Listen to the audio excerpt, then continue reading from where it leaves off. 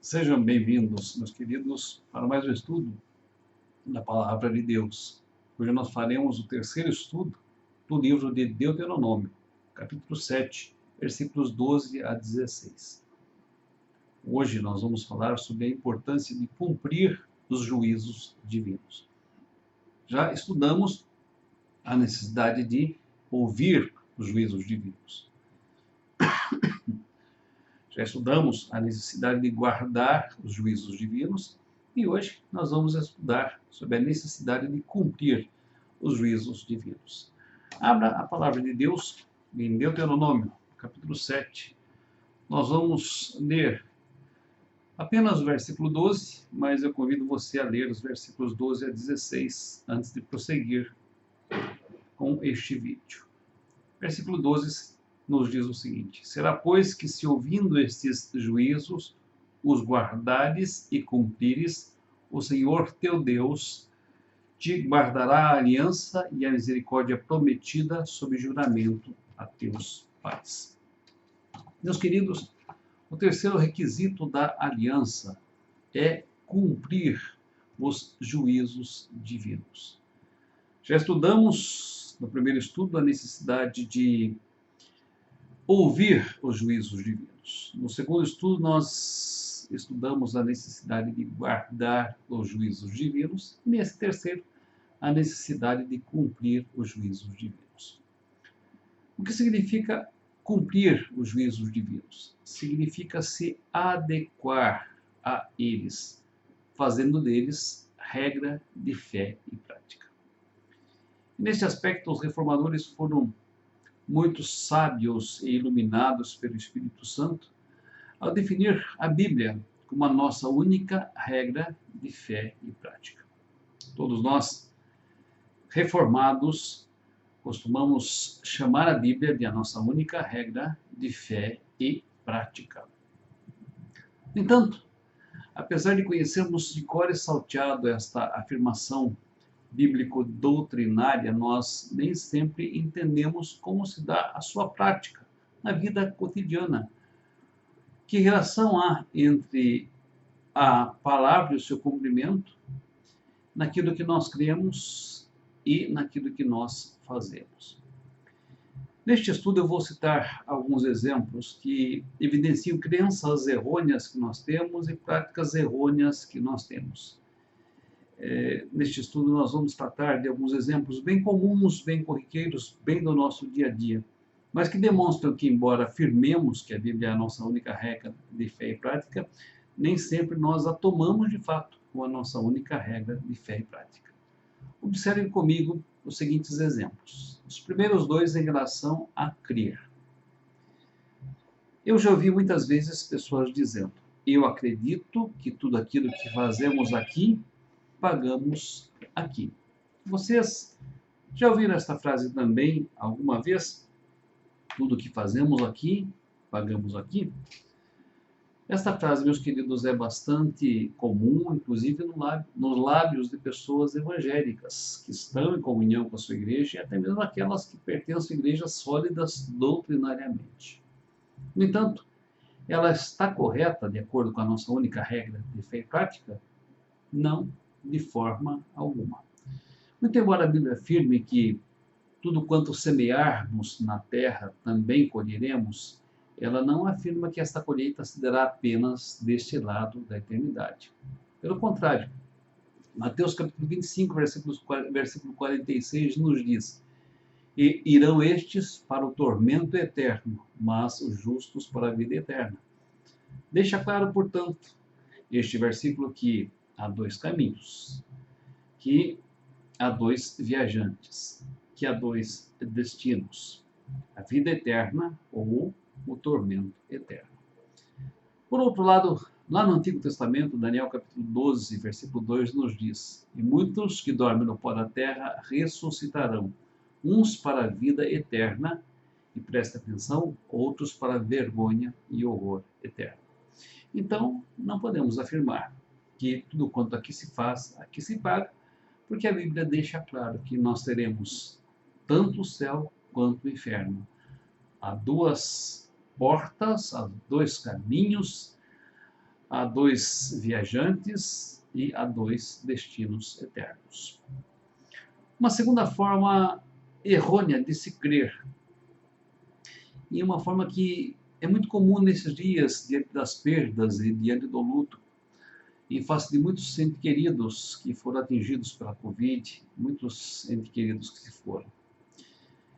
Afirmações, por exemplo, olha, minha mãe, meu pai, ela está com Jesus, mas lá de cima está olhando para nós. Meus queridos, por mais piedoso que seja esta frase, ela não está em conformidade com aquilo que nos ensina a palavra de Deus. Por quê? Porque a palavra de Deus, lá em Hebreus capítulo 9, versículo 27, nos ensina que aos homens está destinado a morrer uma só vez.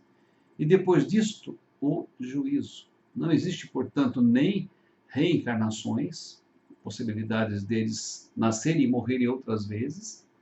E também não existe a possibilidade de que eles exerçam um ministério de vigilância constante em relação aos que estão aqui na Terra.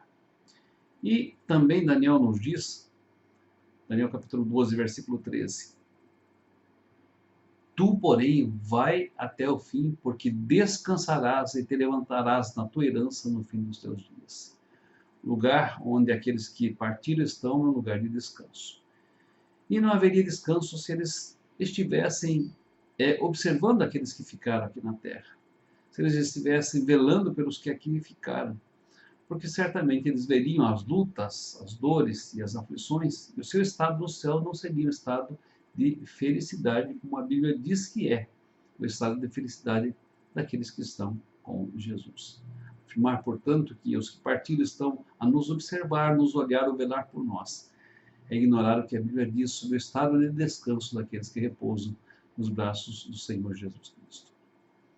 E em relação à prática, também quero citar dois exemplos em relação à prática. O primeiro, olha, eu não preciso dar satisfação para ninguém. Ninguém paga os meus impostos, ninguém paga as minhas contas, portanto ninguém dá palpite na minha vida. Uma época de tanto individualismo, de tanto egocentrismo, como é a nossa época, há muitas pessoas que fazem essa afirmação.